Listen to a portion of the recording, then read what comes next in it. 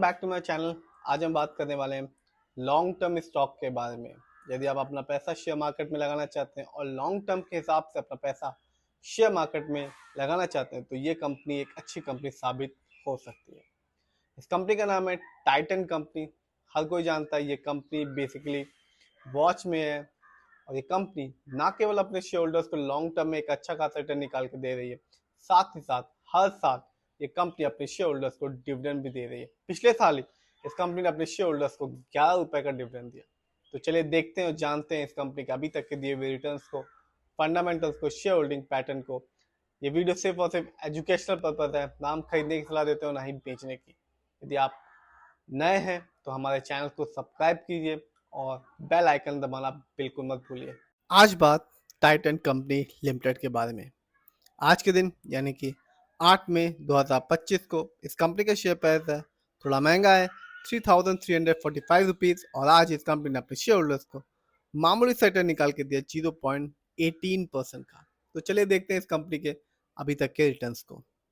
तो आप देख सकते हैं इस कंपनी ने एक साल में यानी कि 2024 में जब मार्केट डाउन था फिर भी इस कंपनी ने अपने शेयर होल्डर्स को निराश नहीं किया, लॉस नहीं दिया, रिटर्न नहीं दिया, मामूली से रिटर्न दिया 1.89% का। बात की जाए 3 साल की तो यहाँ इस कंपनी ने अपने शेयर होल्डर्स को ठीक ठाक रिटर्न निकाल के दिया 51.91% का। यानी कि 3 साल पहले इस कंपनी का शेयर प्राइस था 2091 रुपीज़ 5 पैसे, जो आज के दिन है 3363 रुपीज़ 45 पैसे।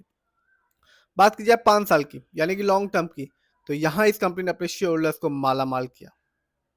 इस कंपनी ने अपने शेयर होल्डर्स को ये बताया कि टाइटन कंपनी लॉन्ग टर्म में एक अच्छा खासा रिटर्न दे सकती है। इस कंपनी ने अपने शेयर होल्डर्स को 289% रिटर्न निकाल के दिया। यानी कि 5 साल पहले इस कंपनी का शेयर प्राइस था सिर्फ और सिर्फ 1000 रुपए से भी नीचे का 849 रुपीज 45 पैसे, जो आज के दिन है 3363 रुपीज 45 पैसे। बात की जाए ओवरऑल रिटर्न की तो ये कंपनी ने अपने शेयर होल्डर्स को माला माल कर चुकी है। इस कंपनी ने अपने शेयर होल्डर्स को ओवरऑल के मामले में 86,661% का रिटर्न निकाल के दिया। यानी कि इस कंपनी का शेयर प्राइस कभी 2002 में सिर्फ और सिर्फ 3 रुपए 19 पैसे था, जो आज के दिन है 3363 रुपीज 45 पैसे। सिर्फ इतना ही नहीं, ये कंपनी डिविडेंड भी दे रही है अपने शेयर होल्डर्स को, जिसकी बात हम बात करेंगे इस कंपनी के इवेंट्स में। तो आप देख सकते हैं 2024 में इस कंपनी ने अपने शेयर होल्डर्स को रिटर्न तो 1.89% दिया, लेकिन इस कंपनी ने अपने शेयर होल्डर्स को डिविडेंड दिया 11 रुपए का। तो ना केवल कंपनी लॉन्ग टर्म में एक अच्छा खासा रिटर्न निकाल के दे रही है, साथ ही साथ अपने शेयर होल्डर्स को डिविडेंड भी दे रही है। बात की जाए इस कंपनी के फंडामेंटल्स की तो मार्केट कैप शानदार है 2,96,547 करोड़, जबकि इस कंपनी का पीबी रेशियो है 30.46। शेयर मार्केट में एक अच्छा पीबी रेशियो कहलाता है 3, यदि उसके ऊपर है तो अच्छी बात है। इस कंपनी का इंडस्ट्री पी है 71.1710। शेयर मार्केट में एक अच्छा इंडस्ट्री पी होता है 20 और 25 के बीच का।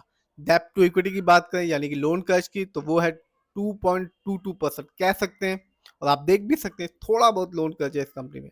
बात की जाए इस कंपनी के आरओई की यानी कि रिटर्न ऑन इक्विटी तो कंपनी का आरओई है 33.31%। शेयर मार्केट में एक अच्छा आरओई कहलाता है 15 to 20% के बीच का। जब भी किसी कंपनी का आरओई हाई होता है या पॉजिटिव होता है तो यह बताता है कंपनी हमारे पैसे को सही जगह इस्तेमाल करे, जिससे हमेशा लॉन्ग टर्म में रिटर्न पाने की संभावना बनी रहती है। और जब भी किसी कंपनी का आरओई कम होता है या नेगेटिव होता है तो बताता है कंपनी में पैसे को सही जगह इस्तेमाल नहीं कर रही, जिससे रिटर्न पाने की संभावना भी लॉन्ग टर्म में कम हो जाती है। इस कंपनी का बुक वैल्यू है 109.66 और कंपनी का फेस वैल्यू है 1। नीचे आते हैं और जानते हैं इस कंपनी की फाइनेंशियल कंडीशन को। यदि हम ईयरली को देखें तो 2024 इस कंपनी के लिए एक अच्छा साल साबित था और कंपनी ने रेवेन्यू के मामले में अर्न किया 51,617 करोड़, जबकि 23 में इस कंपनी का रेवेन्यू था 40,883 करोड़। बात की जाए ईयरली प्रॉफिट की तो 2024 में इस कंपनी का ईयरली प्रॉफिट था 3,496 करोड़, जबकि 23 में इस कंपनी का ईयरली प्रॉफिट था 3,274 करोड़। जानते हैं इस कंपनी के नेटवर्थ को तो 2024 में इस कंपनी का नेटवर्थ थोड़ा गिरा, जो गिरा 9,393 करोड़, जबकि 23 में इस कंपनी का नेटवर्थ था 11,904 करोड़। बात की जाए इस कंपनी के शेयर होल्डिंग पैटर्न की तो प्रमोटर यानी कि इस कंपनी के ओनर्स का पैसा टाइटन कंपनी में लगा हुआ है 52.90% का, जबकि एफआईआई का पैसा इस कंपनी में लगा हुआ है 17.81% का, जबकि रिटेल्स एंड अदर का पैसा इस कंपनी में लगा हुआ है 17.11% का, यानी कि हम लोग का पैसा इस कंपनी में सबसे कम लगा हुआ है 17.11% का। ये कंपनी एनएससी में लिस्टेड है और एक साल में इस कंपनी का हाईएस्ट शेयर प्राइस गया 3,867 रुपीज, जबकि एक साल में इस कंपनी का लो शेयर प्राइस है 2,925 रुपीज। बात की जाए इस कंपनी की कुछ अच्छाइयों के बारे में, तो कंपनी ने एक अच्छा प्रॉफिट ग्रोथ परसेंटेज बना के रखा है लास्ट 5 ईयर्स में, जिसका परसेंटेज है 20.2% CAGR। कंपनी ने एक अच्छा return on equity track record बना के रखा है लास्ट 3 ईयर्स में, जिसका परसेंटेज है 30.3%। कंपनी ने एक अच्छा डिविडेंड पे आउट परसेंटेज बना के रखा है अपने शेयर होल्डर्स के साथ, जिसका परसेंटेज है 28.7%। बात की जाए कुछ कमी के बारे में, तो company might be capitalising the interest cost, और कंपनी का stock is trading at 30.7 times it's book value already हो चुका है।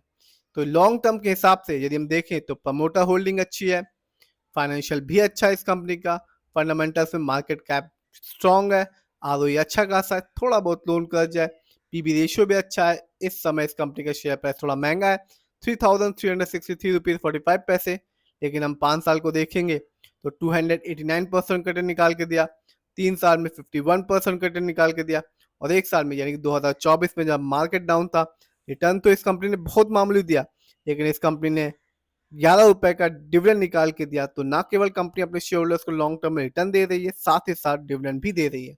फिर भी जिस भी कंपनी की शेयर में इन्वेस्ट करें, खुद रिसर्च करें, एनालाइज करें, अपने फाइनेंशियल एडवाइजर की राय लें, फिर अपने पैसे को शेयर मार्केट में